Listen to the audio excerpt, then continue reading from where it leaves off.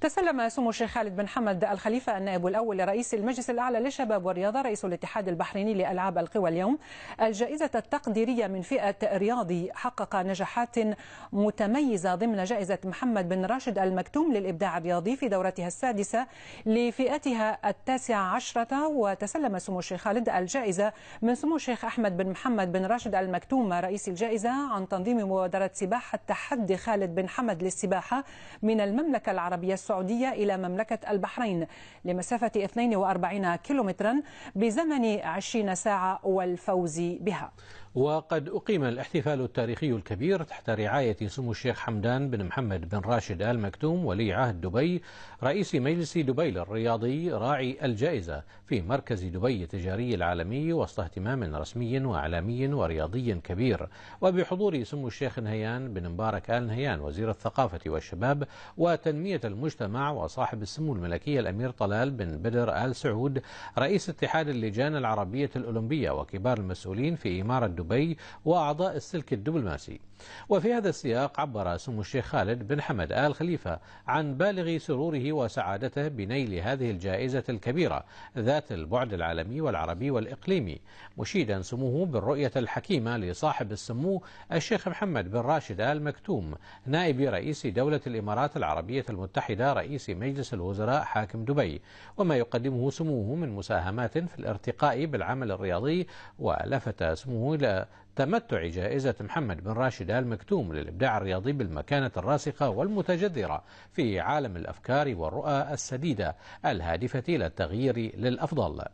ونوه سموه بالدعم السامي لحضرة صاحب الجلالة الملك المفدى حفظه الله ورعاه للشباب والرياضة في مملكة البحرين والحكومة الموقرة، الأمر الذي أسهم كثيرا في حصول المملكة على الكثير من الجوائز وتحقيق العديد من الإنجازات على المستوى المحلي والخليجي والعربي والعالمي. وقد أكدت الأرقام والإحصائيات بأنه خلال السنوات الماضية قد حققت مملكة البحرين الكثير من المكاسب خلال الألعاب الرياضية المختلفة التي رفعت المملكة في التصنيف العالمي إلى مراتب متقدمة، وكل ذلك بفضل الرعاية الملكية التي تحظى بها الحركة الرياضية في مملكة البحرين من لدن جلالة الملك المفدى حفظه الله ورعاه.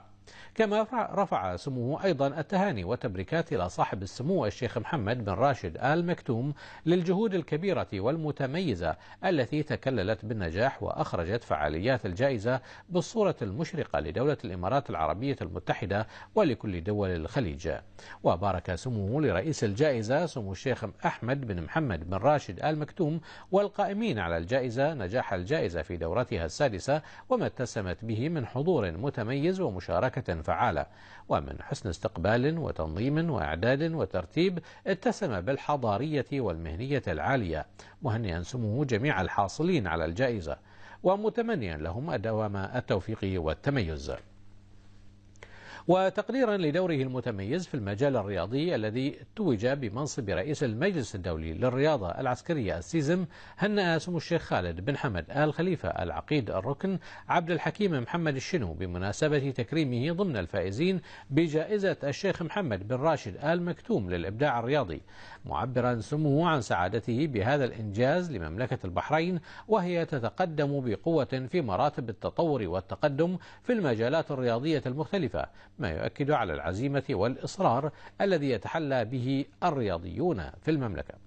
ودعا سموه الشيخ خالد بن حمد آل خليفة المؤسسات والأندية الرياضية والشبابية في مملكة البحرين إلى الاهتمام بالشرائح العمرية الدنيا من الشباب والطلاب من خلال إقامة البرامج والأنشطة والفعاليات التي تصقل مواهبهم وتنمي فيهم روح العزيمة لخوض المنافسات الرياضية التي ترفع من اسم البحرين عاليا.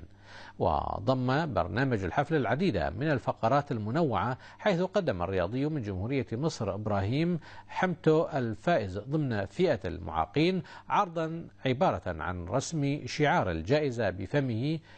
المجد لمن يصنعه، بالإضافة إلى لعب كرة تنس الطاولة مستخدما فمه أمام الحضور. وبعدها تسلم الفائزون من جميع المجالات جوائزهم التي فازوا بها، حيث تم اختيار سمو الشيخ حمد بن أحمد بن سعيد آل مكتوم الرئيس التنفيذي لطيران الإمارات رئيس هيئة دبي للطيران المدني الشخصية الرياضية المحلية، وذلك تقديرا لدور طيران الإمارات في رعاية أكبر الأندية العالمية في كرة القدم.